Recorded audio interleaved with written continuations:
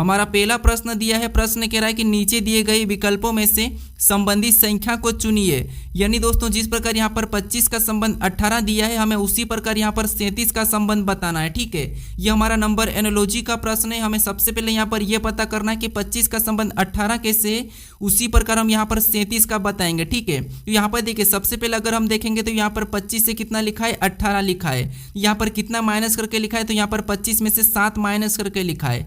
तो उसी प्रकार हम यहाँ पर क्या करेंगे, 37 में से भी -7 करके बताएंगे। ठीक है, तो 37 में से -7 करेंगे तो यहाँ पर कितना होना चाहिए, 30 होना चाहिए। लेकिन हमारे पास 30 ऑप्शन में नहीं है, तो ये लॉजिक हमारा यहाँ पर नहीं लगेगा। ठीक है, तो यहाँ पर क्या कर सकते हैं, देखिए अगर यहाँ पर देखिए हमें क्या दिया, 25 दिया है। अगर 25 के डिजिट को आपस में जोड़ देते तो यहाँ पर कितने हो जाएंगे, 2 और 5 7 हो जाएंगे। ठीक है, और इसी 7 को अगर हम 25 में से घटा लेंगे तब हमारे पास यहाँ पर कितने बचेंगे, तब हमारे पास यहाँ पर 18 बचेंगे। ठीक है, और 18 यहाँ पर दिया है, तो उसी तरीके से हम यहाँ पर क्या करेंगे, 37 की डिजिट को भी आपस में जोड़ लेंगे।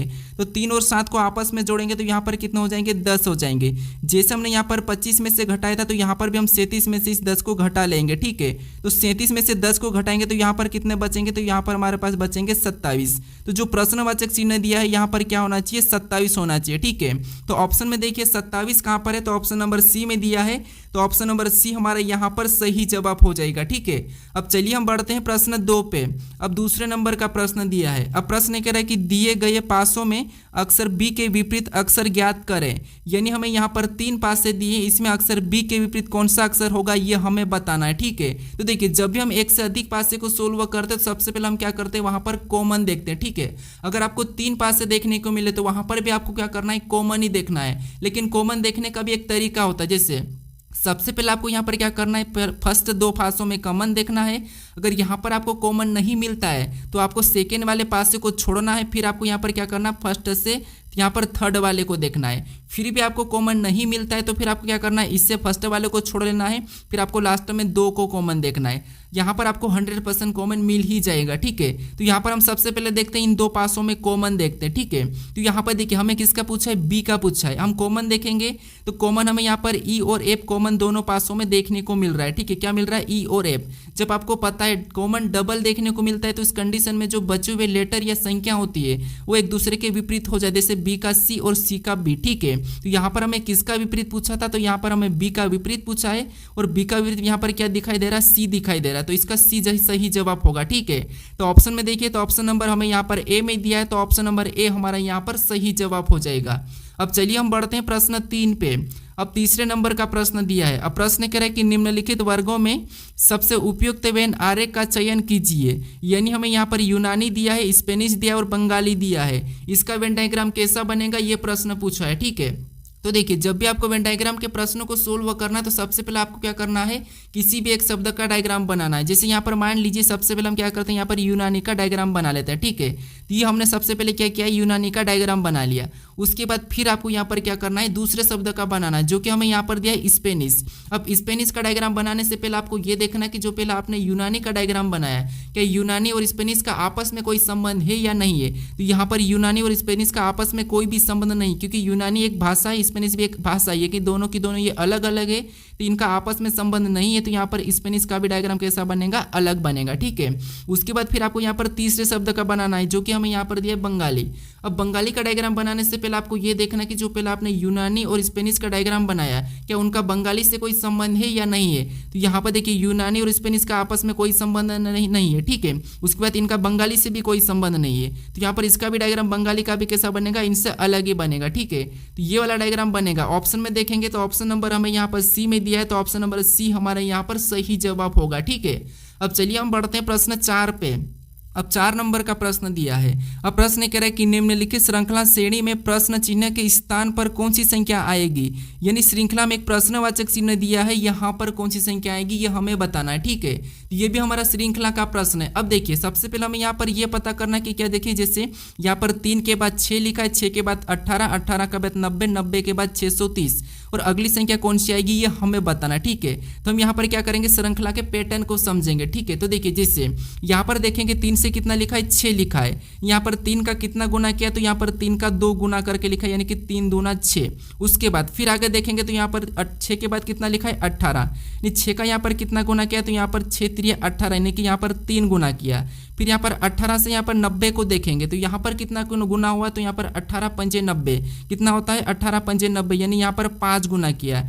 फिर हम यहाँ पर 90 से 630 को देखेंगे तो यहाँ पर कितना गुना किया, तो यहाँ पर देखिए 963, यानी कि यहाँ पर 7 गुना किया है, ठीक है। कितना किया है, तो यहाँ पर 7 गुना किया है। तो हम यहाँ पर उसी तरीके से यहाँ पर क्या करेंगे, अगली संख्या को बताएंगे, लेकिन उससे पहले यहाँ पर हमें पैटर्न को समझना। जैसे सबसे पहले यहाँ पर 2 गुना, फिर 3 गुना, फिर 5 गुना, फिर 7 गुना। तो अगला किसके साथ गुना करेंगे, अगर हम यहाँ पर 9 के साथ गुना कर देंगे, यानी हम यहाँ पर 9 के साथ गुना कर देंगे तो ये प्रश्न गलत हो जाएगा, ठीक है। क्यों, क्योंकि यहाँ पर देखिए आपको यहाँ पर क्या दिखाई दे रहा होगा, यहाँ पर आपको अभाज्य संख्या का पैटर्न दिखाई होगा, यहाँ पर प्राइम नंबर का, ठीक है।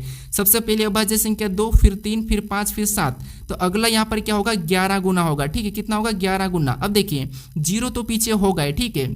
उसके बाद 11 3 33 का 3 हासिल का 3 11 66 और 3 कितने होते हैं, 69 होते हैं। तो अगली संख्या कितनी हो जाएगी, तो 6930 हो जाएगी। तो ऑप्शन में देखिए, तो ऑप्शन नंबर हमें यहाँ पर बी में दिया है, तो ऑप्शन नंबर बी हमारा यहाँ पर सही जवाब होगा, ठीक है। तो आपको यहाँ पर श्रृंखला पैटर्न को समझना, फिर आपको यहाँ पर अगली संख्या को बताना है, ठीक है। अब चलिए हम बढ़ते हैं प्रश्न 5 पे।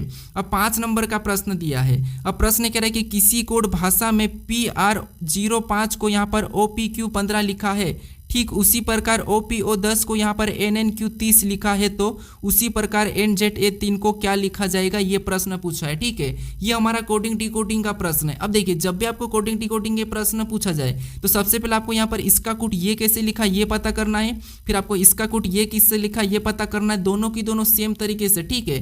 फिर आपको यहाँ पर सेम तरीके से इसका बताना है। तो यहाँ पर देखिए सबसे पहले अगर हम देखेंगे तो यहाँ पर हमें संख्या भी दी है, तो हम यहाँ पर संख्या को सबसे पहले देख सकते हैं ताकि आसान हो जाए प्रश्न। अब देखिए जैसे यहाँ पर 5 से यहाँ पर क्या लिखा है, 15 लिखा है, यानी यहाँ पर कितना 3 गुना किया है। फिर यहाँ पर 10 से कितना लिखा है, 30 लिखा है, तो यहाँ पर भी 3 गुना किया है। ये हम भी यहाँ पर पीछे वाली संख्या जो 3 थी इसका भी 3 गुना करेंगे तो पीछे वाली संख्या क्या हो जाएगी, 9 हो जाएगी। ऑप्शन में देखेंगे तो ऑप्शन बी में 9 नहीं है, ऑप्शन सी में नहीं है, तो ये दोनों तो हमारे पास हट जाएंगे, ठीक है। उसके बाद फिर यहाँ पर हम लेटर को देखेंगे, ठीक है। जैसे यहाँ पर P से O को देखेंगे तो यहाँ पर माइनस क्या किया, 1 किया, ठीक है, क्योंकि P से पहले O आता है। तो उसी प्रकार यहाँ पर N से पहले क्या आ जाएगा, M आ जाएगा, ठीक है। क्या आ जाएगा, M आ जाएगा। यहाँ पर भी देखेंगे पहले वाले को, तो यहाँ पर भी O के पहले क्या N, यानी यहाँ पर भी -1 किया है। फिर यहाँ पर देखेंगे तो R के बाद यहाँ पर क्या लिखा है, P लिखा है, मतलब यहाँ पर -2 किया है। तो हम भी क्या करेंगे, Z में -2 करेंगे तो यहाँ पर क्या हो जाएगा, तो यहाँ पर हमारा X हो जाएगा, ठीक है। क्या हो जाएगा, X। फिर यहाँ पर देखिए P के बाद यहाँ पर क्या लिखा है, N लिखा है, इसमें भी -2 किया है। फिर यहाँ पर O से देखेंगे Q को, तो यहाँ पर O से Q मतलब +2। फिर यहाँ पर O से यहाँ पर भी Q मतलब यहाँ पर भी +2। तो हम भी यहाँ पर A में क्या करेंगे, +2 करेंगे। तो A में +2 करेंगे तो यहाँ पर क्या हो जाएगा, C हो जाएगा, यानी MXC9, ये हमें ऑप्शन में देखना है, ठीक है। तो MXC9 ऑप्शन नंबर हमें यहाँ पर A में दिया है, तो ऑप्शन नंबर A हमारे यहाँ पर सही जवाब होगा, ठीक है। अब चलिए हम बढ़ते हैं प्रश्न 6 पे। अब 6 नंबर का प्रश्न दिया है। अब प्रश्न कह रहा है कि विलुप्त अक्षर ज्ञात कीजिए, यानी दोस्तों यहाँ पर आप इसको संख्या कर लीजिए, ठीक है। यहाँ पर आप संख्या कर लीजिए। अब देखिए यहाँ पर हमें विलुप्त संख्या ज्ञात करना है, ठीक है। तो हमें जो प्रश्नवाचक चिन्ह दिया है यहाँ पर कौन सी संख्या होगी ये हमें बताना है, ठीक है। तो यहाँ पर देखिए सबसे पहला तरीका तो ये है कि आपको क्या करना है, जो प्रश्नवाचक चिन्ह दिया है उसी की जगह बाकी संख्या कैसे लिखी ये पता करना है, ठीक है। जैसे यहाँ पर 5 कैसे लिखा है और यहाँ पर 4 कैसे लिखा है ये पता करना है, फिर आपको यहाँ पर बताना है, ठीक है।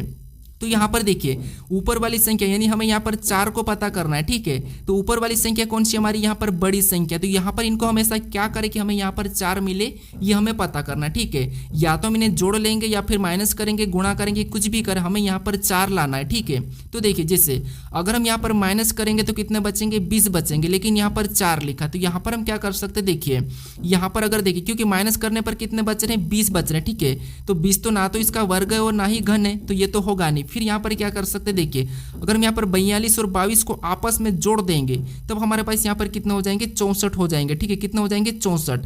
और 64 को देखेंगे तो ये 64 क्या है, ये 64 हमारा 4 का घन है, ठीक है। क्या है, 4 का घन है। उसी तरीके से हम दूसरी आकृति के पता करेंगे। ठीक है, यहाँ पर भी क्या करेंगे, सेम तरीके से 75 और 50 को आपस में जोड़ लेंगे। ठीक है, जैसे हमने यहाँ पर जोड़ा था, तो 75 और 50 को जोड़ेंगे तो यहाँ पर कितने होंगे, 125 हो जाएंगे। ठीक है, और 125 भी क्या है, तो ये भी हमारा 5 का घन है। क्या है, 5 का घन है, यानी हमें यहाँ पर लॉजिक पता चल चुका है। ठीक है, क्या करना है, ऊपर वाली संख्या को जोड़ना है, उसके बाद जो संख्या आती है वो किसका घन है ये बताना है। तो यहाँ पर ऊपर वाली संख्या को जोड़ेंगे। ठीक है, तो यहाँ पर देखिए 9 में 0 जोड़ेंगे तो 9 ही होगा। उसके बाद यहाँ पर 4 में 8 को जोड़ेंगे तो 12, और 12 का 2 हासिल का 1।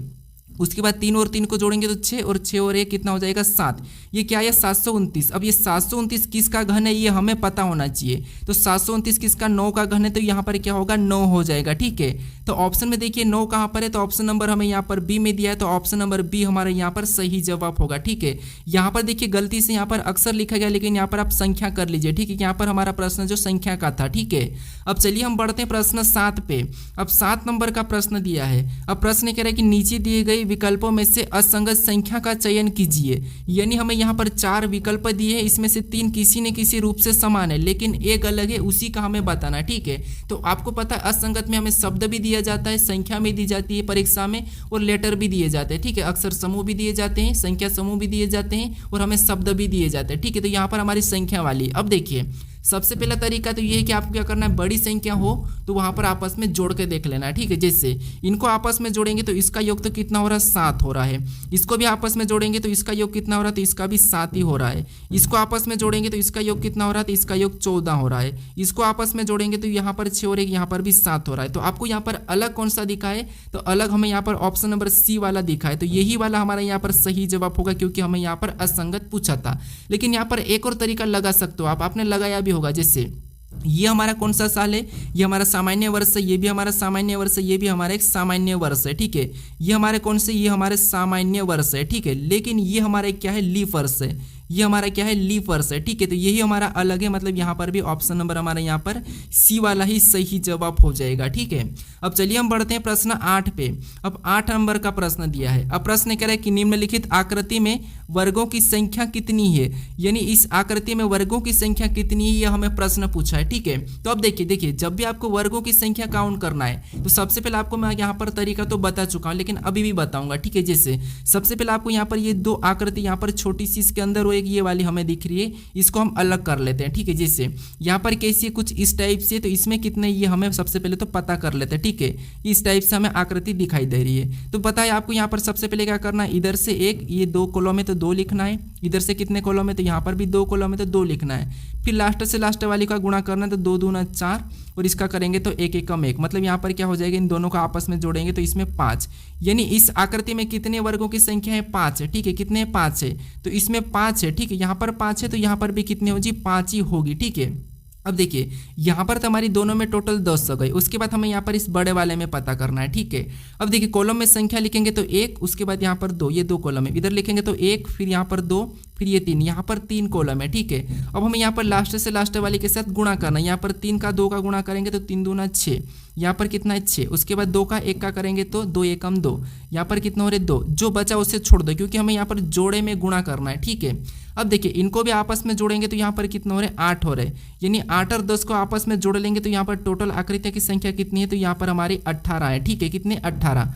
तो ऑप्शन में देखिए 18 कहाँ पर है, तो ऑप्शन नंबर बी में दिया है, तो ऑप्शन नंबर बी हमारा यहाँ पर सही जवाब होगा। ठीक है, तो जो आपको यहाँ पर बीच में जो आकृति दी थी ये हमें कंफ्यूज करने के दी थी, लेकिन यहाँ पर आसान बनाने के लिए हमने क्या करा, एक को अलग करा और गिन लिया। ठीक है, अब चलिए हम बढ़ते हैं प्रश्न 9 पे। अब 9 नंबर का प्रश्न दिया है। अब प्रश्न कह रहा है कि दिए गए शब्दों को दाहिनी ओर रखा जाए तो दर्पण प्रतिबिंब होगा। यानी दिए गए शब्दों को हमें क्या करना है, इसको दाहिनी ओर रखने पर इसका दर्पण प्रतिबिंब कैसा बनेगा, ये प्रश्न पूछ रहा है। ठीक है, तो अब देखिए दाहिनी ओर का मतलब आपको पता है आपका बायां किधर होगा, इस साइड होगा, और दायां किधर होगा, तो दायां आपका इस साइड होगा। ठीक है, तो अब देखिए हमें दाहिनी ओर दर्पण बताना है, तो यहाँ पर क्या करेंगे, इस तरफ हमें यहाँ पर क्या करना है, इसका दर्पण प्रतिबिंब बताना है। ठीक है, अब देखिए यहाँ पर सबसे पहले किसका बनेगा, तो यहाँ पर सबसे पहले आर का बनेगा। ठीक है, किसका बनेगा, आर। और आर कैसा बनेगा, कुछ इस टाइप से बनेगा। तो ऑप्शन में देखेंगे तो ऑप्शन हमारे ए में भी नहीं है, ऑप्शन हमारे यहाँ पर बी में तो है। ठीक है, सी में नीचे की ओर झुका है, और डी में तो हमारा आर वैसा ही की वैसा है। तो हमारा ऑप्शन कौन सा बचा है यहाँ पर, ऑप्शन नंबर बी वाला। तो यही वाला हमारे यहाँ पर सही जवाब होगा। ठीक है, हमें यहाँ पर पूरा भी चेक करने की जरूरत नहीं है, चाहो तो अगर आप करोगे तो यहाँ पर एक कैसा बनेगा, तो एक हमारा यहाँ पर ऐसा बनेगा। तो ऑप्शन में देखिए एक कैसा बनेगा, ऐसा बनेगा, तो यहाँ पर भी वैसा ही है। ठीक है, तो ऑप्शन हमारा यहाँ पर बी वाला ही सही जवाब होगा, हमें यहाँ पर समय बर्बाद नहीं करना है। अब चलिए हम बढ़ते हैं प्रश्न 10 पे।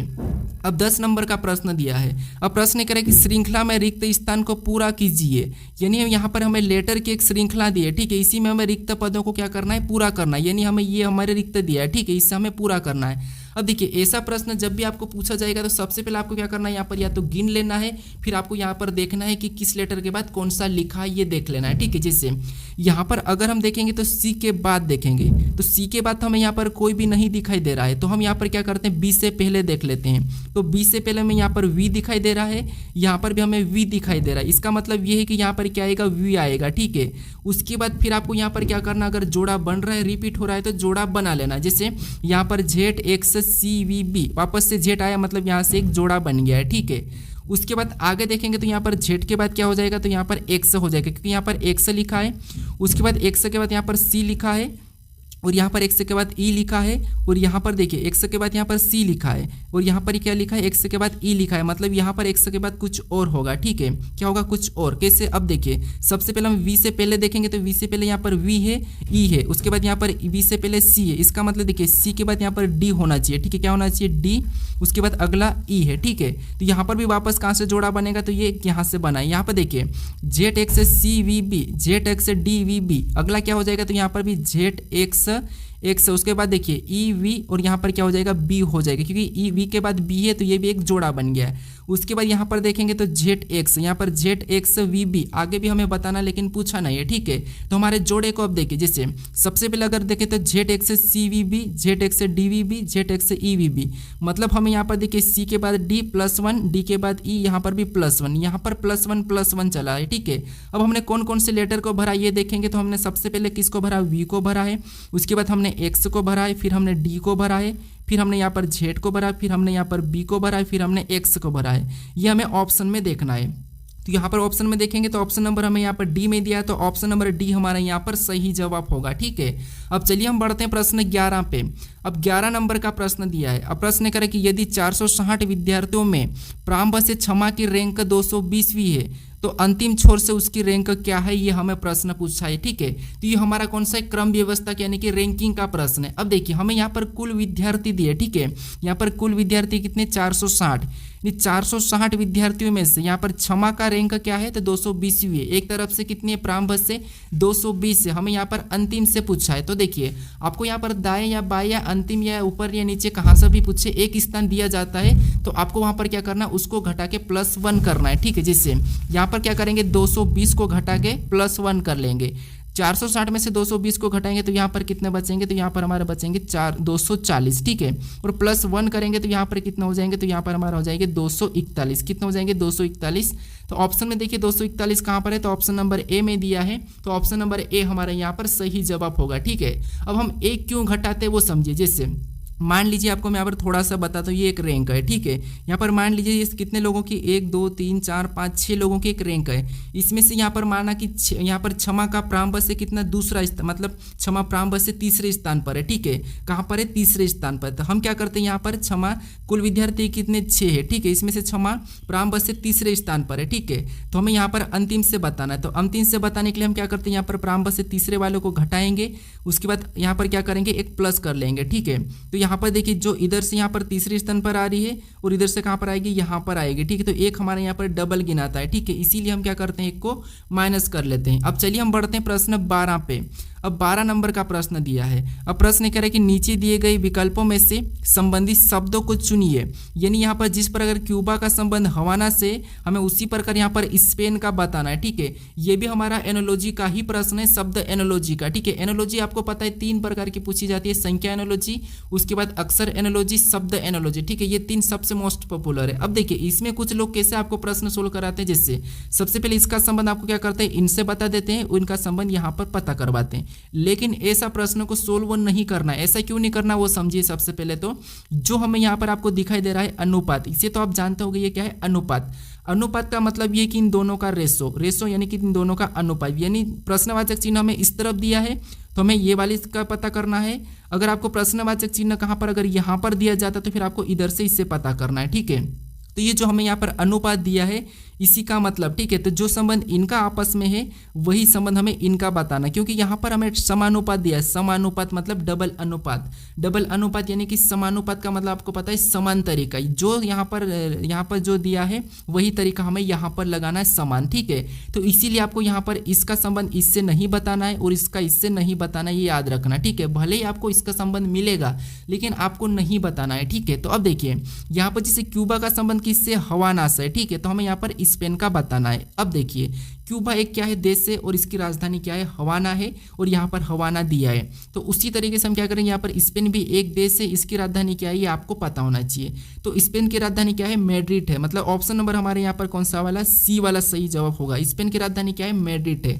अब देखिए यहाँ पर क्या दिया, एथेंस दिया, ये किसकी राजधानी है, तो ये हमारी ग्रीस की राजधानी है। उसके बाद यहाँ पर रोम दिया है और रोम किसकी राजधानी, तो ये हमारे इटली की राजधानी है। अब ये हमारी टोक्यो किस देश की राजधानी, ये हमें क्वेश्चन यानी कि इसका आप मुझे कमेंट करके बताइए कि टोक्यो किस देश की राजधानी है, ठीक है। अब चलिए हम बढ़ते हैं प्रश्न 13 पे। अब 13 नंबर का प्रश्न दिया है। अब प्रश्न करेंगे यदि a बराबर गुणा और b बराबर भागित और c बराबर माइनस और d बराबर प्लस, ये तो समीकरण का मान क्या होगा, ये प्रश्न पूछा है। यानी हमें यहाँ पर एक समीकरण दिए जिसमें क्या यहाँ पर लेटर दिए, ठीक है, अक्षर वाली समीकरण दी है। इसमें हमें ये कहा कि a का मतलब गुणा है, b का मतलब भाग है, c का मतलब माइनस है और d का मतलब प्लस है। तो आपको इस समीकरण को सोल्व करना, इसका समीकरण का मान क्या होगा ये बताना है, ठीक है। तो देखिए सबसे पहला तरीका तो यहाँ पर बता रखा है कि a का मतलब क्या है, गुणा है, तो a की जगह कौन सा चिन्ह लगेगा, गुणा का। उसके बाद b का मतलब भागित कह रहा है तो यहाँ पर b की जगह भागित का चिन्ह लगेगा। c का मतलब माइनस का तो यहाँ पर माइनस लग जाएगा। डी का मतलब प्लस का तो यहाँ पर प्लस लगा लेंगे, ठीक है। फिर हमें यहाँ पर समीकरण को सोल्व करना, जैसे यहाँ पर देखिए 55 दिया है, उसके बाद गुणा 5 क्या है, गुणा 5, फिर भागित लगाएंगे और भागित कितना है, 5 ही है। उसके बाद फिर माइनस लगाएंगे, माइनस भी कितना है, 5 ही है। फिर प्लस लगाएंगे, लास्ट वाला क्या है, 3 है। इस समीकरण को हमें सोल्व करना है, ठीक है। अब देखिए सबसे पहले यहाँ पर हम भाग को सोल्व करते हैं बोर्ड मास रूल में, ठीक है। तो यहाँ पर भाग को सोल्व करेंगे तो यहाँ पर कितना बचे, एक ही बचेगा, ठीक है। और यहाँ पर उसके बाद आपको पता है गुणा को सोल्व करते हैं, ठीक है। क्या करते हैं, गुणा को सोल्व करते तो यहाँ पर एक के साथ गुणा करेंगे तो 55 एकम 55 ही होगा। ये 55 वाला तो हमने ये उतार लिया। उसके बाद माइनस कितना होगा, 5 और प्लस 3 का, ठीक है। अब देखिए यहाँ पर आप माइनस कर सकते हो या प्लस कर सकते हो, ठीक है। तो यहाँ पर अगर हम माइनस करेंगे तो कितने बचेंगे, 50 बचेंगे, ठीक है।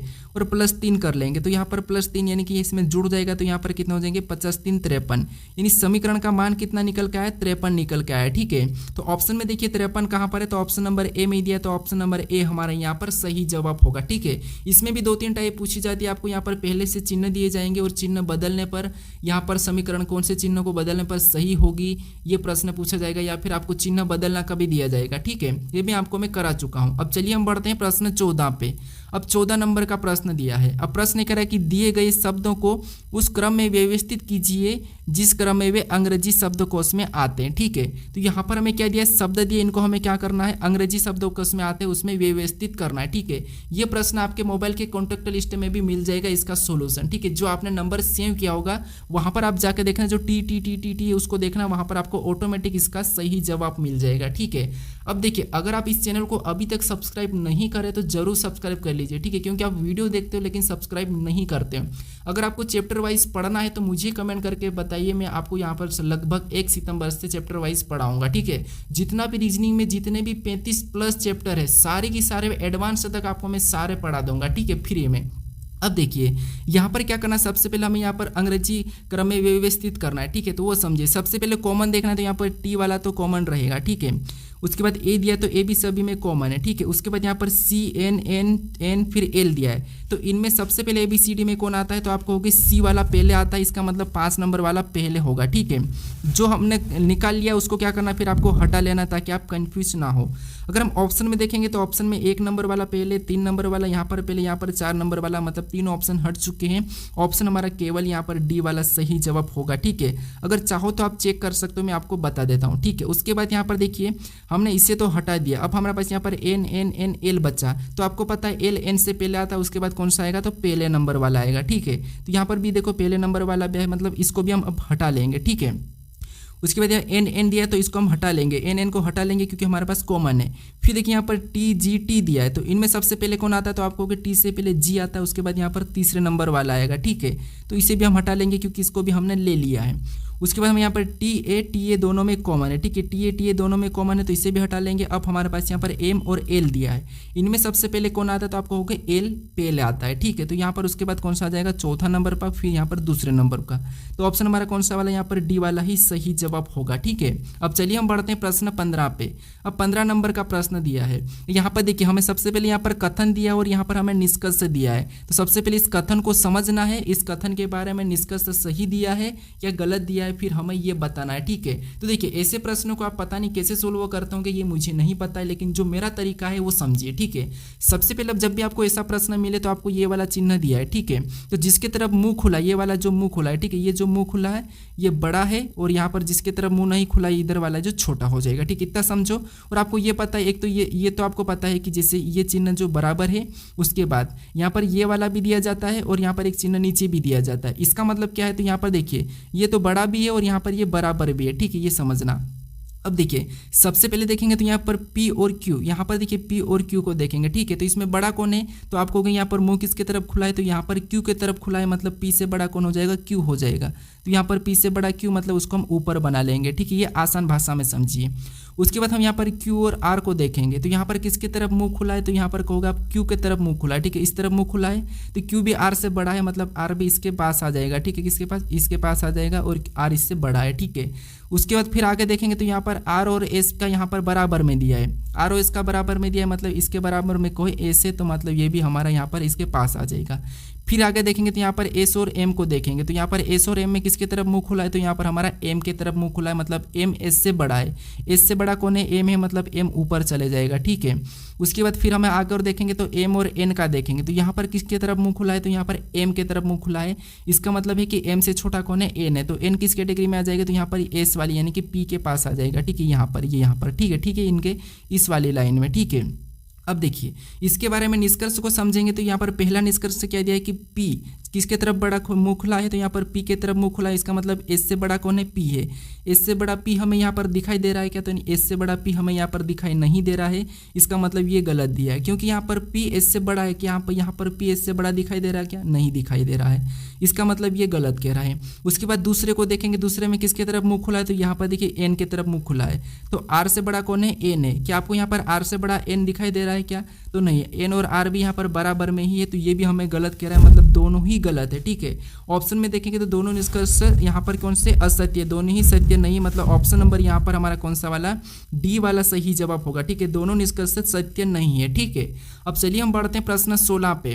अब 16 नंबर का प्रश्न दिया है। अब प्रश्न करें कि नीचे दी गई श्रृंखला में प्रश्न चिन्ह के स्थान को ज्ञात कीजिए, यानी श्रृंखला में हमारे पास यहाँ पर आकृति में कुछ कचरा टाइप के कुछ लेटर दिए हैं और चिन्ह भी दिए हैं, इसमें अगले वाले पे कौन सा आएगा ये हमें बताना, ठीक है। तो देखिए जब भी आपको ऐसा समझ में नहीं आया, ऐसा दिखे, तो आपको क्या करना है, एक एक को देखना है, ठीक है। जैसे हम देखेंगे सबसे पहले इस निशान को देख लेते हैं, ठीक है।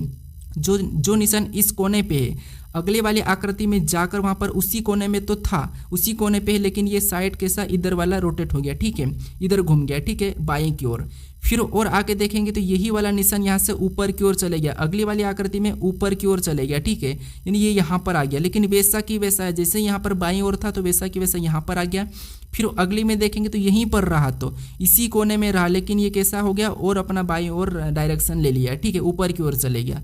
फिर अगले में अगर हम देखेंगे तो यहाँ पर एक बार वैसा की वैसा, यहाँ से वैसा की वैसा ऊपर गया, फिर यहाँ पर डायरेक्शन ले लिया है, तो अगले में ये कहाँ चले जाएगा, तो आप कहोगे वैसा की वैसा ऊपर की ओर चले जाएगा, ठीक है, कैसा, ऊपर की ओर। ऑप्शन में देखेंगे तो ऑप्शन ए में नहीं है, बी में नहीं है, ऑप्शन सी में नहीं है, केवल हमारा ऑप्शन नंबर डी में दिखाई दे रहा है, तो यही वाला हमारा यहाँ पर सही जवाब होगा। लेकिन आप यहाँ पर एक और चेक कर लीजिए, ठीक है। जैसे अब डी को देखेंगे तो डी यहाँ पर हमारा कैसा दिखाई दे रहा है, इस टाइप दिखाई दे रहा। फिर इधर देखेंगे तो डी हमारा यहाँ पर सीधा हो गया, ठीक है। अब अगले में देखेंगे तो यहाँ से ये इस तरह वापस आ गया, यानी कि इस कोने पे आ गया, वैसा की वैसा। फिर अगले में देखेंगे तो वापस से और मुड़ गया, ठीक है। तो अगले में देखेंगे तो डी हमारा कहाँ पर चले जाएगा, वैसा की वैसा यहाँ पर चले जाएगा। तो यहाँ पर देखेंगे तो ये हमारा यहाँ पर जा रखा, मतलब ऑप्शन डी वाला ही हमारा यहाँ पर सही जवाब होगा, ठीक है। अब चलिए हम बढ़ते हैं प्रश्न 17 पे। अब 17 नंबर का प्रश्न दिया है। अब प्रश्न करें कि एम एस से विवाहित है, पी एच का भाई है, एस एल की माता है, जो एच का भाई है, एज का एम से क्या संबंध है, ये प्रश्न पूछा है। ठीक है, ये हमारा रक्त संबंध का प्रश्न है, ब्लड रिलेशन का प्रश्न है। ठीक है, अब ऐसे प्रश्न को कैसे सोल्व करना ये तो आपको पता ही होगा। ठीक है, कैसे देखिए, जैसे मान लीजिए आप सोए हुए हैं। ठीक है, अगर आपका भाई कहा तो आप क्या करते हैं, आपके पास में लिखते हो। अगर आपकी माता कही तो आपको क्या करते हैं, आप ऊपर लिखते हैं। अगर आपका पिता कहा तो उसको भी आप क्या करते हैं, ऊपर ही लिखते हो। अगर आपका कोई और मौसा कहा तो उसे भी आप क्या करते हैं, आप ऊपर ही लिखते हो। अगर आपका दादा कहा तो आप इनसे भी क्या करते हैं, ऊपर लिखते हो। ठीक है, अगर आपका पुत्र मतलब आपसे नीचे, ये तो आपको पता ही है। ठीक है, अब प्रश्न क्या कह रहा है, देखिए प्रश्न कह रहा है कि एम एस से विवाहित है, मतलब एम और एस आपस में क्या है, पति पत्नी है। अब इसमें कौन पति पत्नी, मतलब कौन पति और कौन पत्नी, ये तो हमें कहा नहीं, लेकिन एम एस से विवाहित है, मतलब इसका मतलब ये है कि ये दोनों पति पत्नी है। ठीक है, अब आगे प्रश्न कह रहा है कि पी एच का भाई है। पी क्या है, तो पी एच का भाई है। ठीक है, यानी यहाँ पर देखिए एच का भाई कौन है, पी है। तो यहाँ पर क्या करता हम देखिए थोड़ा सा समझिए, यहाँ पर पी क्या है, एच का भाई है। ठीक है, पी एच का भाई तो साइड में बना लेते हैं, पी एच का भाई है। अब पी भाई है तो इसे हम क्या करते हैं, प्लस बना लेते हैं। ठीक है, एक लड़का है। उसके बाद आगे प्रश्न कह रहा है कि एस एल की माता है। एस क्या है, एल की माता है, मतलब एस एल की माता है तो एल इसका क्या हो जाएगा, पुत्र हो जाएगा, पुत्री। एस एल की माता है तो यहाँ पर एल नीचे आ जाएगा। अब एल पुत्र है कि पुत्री, ये तो हमें कहा नहीं, लेकिन इसको माता कहा तो माइनस लगा लेंगे। अब ये माता है तो ये क्या हो जाएगा, पुरुष हो जाएगा। अब ये दोनों पति पत्नी हो गए। ठीक है, अब आगे प्रश्न करा कि जो एच का भाई है। ठीक है, एस एल की माता है, जो एच का भाई है। एस एल की माता है, जो एच का भाई है, इसका मतलब ये है कि एस एच का भाई कौन है, एल है, तो यहाँ पर हम प्लस लगा लेते हैं, ये भाई है। ठीक है, अब आगे प्रश्न क्या कह रहा है, प्रश्न कह रहा है कि एच का एम से क्या संबंध है। एच का एम से क्या संबंध है, ये प्रश्न पूछा है। तो यहाँ पर आप प्रश्न को गलती करते। ठीक है, इतना सब कुछ आप समझ लेते हो, लेकिन यहाँ पर लास्ट में आप रिलेशन बता में प्रश्न को गलती कर लेते हो। ठीक है, तो यहाँ पर एक तरीका समझिए, जैसे जिसकी यहाँ पर जो भी लेटर हो जहाँ पर से लगा है वहाँ से आपको क्या करना है, उल्टा बताना है। कैसे, एम से जहाँ पर भी से लगा वहाँ पर क्या करना है, एम का एच क्या लगेगा, आपको उल्टा पढ़ना है। ठीक है, जैसे यहाँ पर देखिए, यहाँ पर एच का एम से क्या संबंध है ये कहा, तो आपको क्या करना है, एम का एच क्या लगेगा, ऐसा उल्टा पढ़ना है। ठीक है, तो एम का एच क्या लगेगा, तो यहाँ पर देखिए ये तो दोनों पति पत्नी है। ठीक है, और इनकी ये नीचे संतान है। इसमें देखिए अगर हम एल की बात करेंगे तो एम का एल क्या लगेगा, पुत्र लगेगा। पी क्या लगेगा, पुत्र लगेगा। लेकिन यहाँ पर एच क्या लगेगा ये हम फिक्स नहीं बता सकते, क्योंकि हमें यहाँ पर प्रश्न में ये नहीं कहा कि एच लड़की है कि लड़का है। हाँ, इनकी संतान है, लेकिन लड़की है कि लड़का है ये नहीं कहा है। तो यहाँ पर ऑप्शन में देखेंगे तो या तो पुत्र या पुत्री होना चाहिए। तो यहाँ पर हमारे पास पुत्र या पुत्री ऑप्शन में नहीं है, तो इस प्रश्न का सही जवाब ये होगा कि ज्ञात नहीं होगा। ठीक है, या तो ऑप्शन में ये होना चाहिए था कि पुत्र, क्या होना चाहिए था, पुत्र या पुत्री, ये ऑप्शन में होना चाहिए था। ठीक है, क्या होना चाहिए, पुत्र या पुत्री। तब हम क्या करते हैं, इस ऑप्शन को लगाते हैं, लेकिन हमारे पास ऑप्शन में नहीं है, तो हम प्रश्न में कौन सा ऑप्शन लगाएंगे, ज्ञात नहीं होगा। ठीक है, तो ऑप्शन नंबर डी हमारा यहाँ पर सही जवाब होगा। अब चलिए हम बढ़ते हैं प्रश्न 18 पे। अब 18 नंबर का प्रश्न दिया है। अब प्रश्न करें कि निम्नलिखित में से कौन सा शताब्दी वर्ष नहीं है। ये हमारा कैलेंडर का प्रश्न है और इसमें कह रहा है कि कौन सा एक शताब्दी वर्ष नहीं है। ठीक है, ये आपको पता होना चाहिए कि कौन सा शताब्दी वर्ष होता है, कौन सा लीप वर्ष होता है, कौन सा सामान्य वर्ष होता है। ठीक है, ये तीनों चीज़ आपको पता होना चाहिए। अब देखिए आपको मैं थोड़ा सा समझाता हूँ। जैसे जब भी आपको यहाँ पर लीप वर्ष पता करना, मान लो ये एल मतलब लीप वर्ष, एस मतलब सामान्य, और वापस में यहाँ पर एस और एस लगा दे तो ये कौन सा है, शताब्दी। ठीक है, ये 3 वर्ष आप समझो। सबसे पहले हम लीप वर्ष कैसे पता करते हैं, जिसमें दोनों में भाग चले गया। मान लो ये 24 दिया है, लास्ट तक की 2 डिजिट। ठीक है, वर्ष में लास्ट तक की कौन सी 2 डिजिट, मतलब ये 24 दिया है, यानी कि 2024 मान लीजिए। इसमें अगर हम 4 से भाग देंगे 2024 में, और 4 से भाग लास्ट की 2 डिजिट में चले गया, मतलब वो कौन सा वर्ष, लीप वर्ष।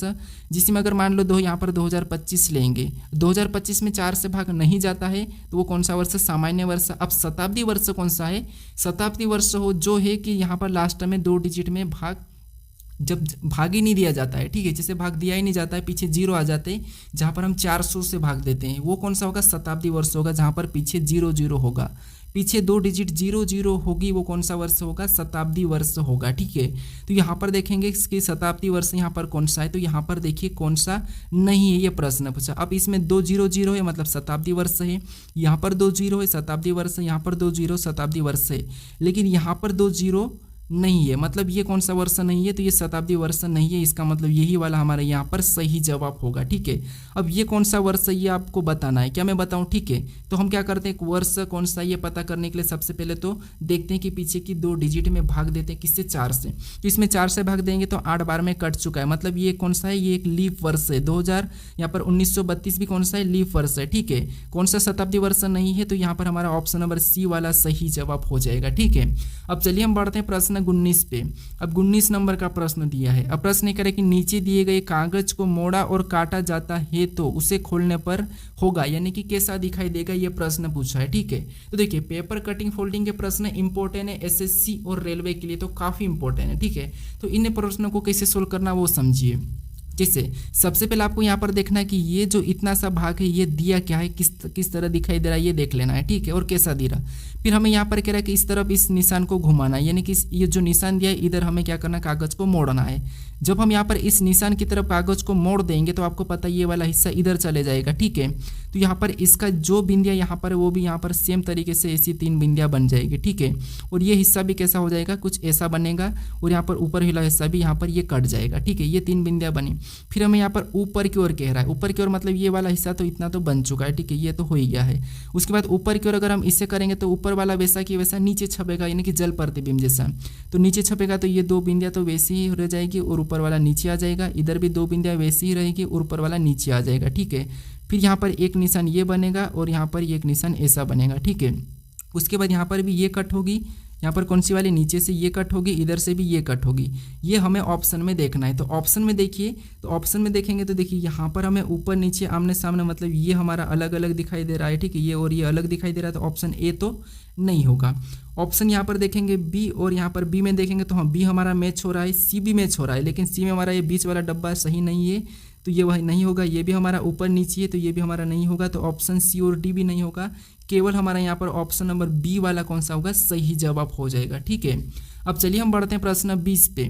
अब 20 नंबर का प्रश्न दिया है। अब प्रश्न कह रहा है कि निम्नलिखित आकृति में प्रश्न चिन्ह के स्थान को पूरा करें, यानी इस आकृति में एक प्रश्नवाचक चिन्ह दिया है, यहाँ पर किस विकल्प को रखें कि यह आकृति हमारी पूरी होगी, ये प्रश्न पूछा है। ठीक है, अब देखिए यहाँ पर हम क्या करेंगे, सबसे पहले फर्स्ट वाले भाग को लेंगे, ये वाला गोल छोटा वाला। ठीक है, कौन सा वाला, यहाँ पर ये छोटा वाला सबसे पहले पूरा करेगा। ऑप्शन में देखेंगे छोटा वाला, तो यहाँ पर बड़ा वाला है, यहाँ पर भी बड़ा वाला है। ठीक है, फिर भी हम यहाँ पर भी ये वाला है, और ये हमें डी वाला यहाँ पर दिखाई दे रहा है। ठीक है, उसके बाद यहाँ पर एक बड़ा वाला होगा, यहाँ पर दूसरे नंबर की आकृति देखेंगे तो यहाँ पर भी दूसरे की है। ठीक है, यहाँ पर भी दूसरी लाइन है, यहाँ पर भी दूसरी लाइन है। ठीक है, यहाँ पर भी दूसरी लाइन है, ये भी ठीक है। फिर हमारे पास यहाँ पर ये गोल है इधर, और यहाँ पर भी सामने इसके जस्ट गोल है। यहाँ पर हमारा वर्ग टाइप का दिखा है, तो यहाँ पर भी एक वर्ग टाइप का ही होगा।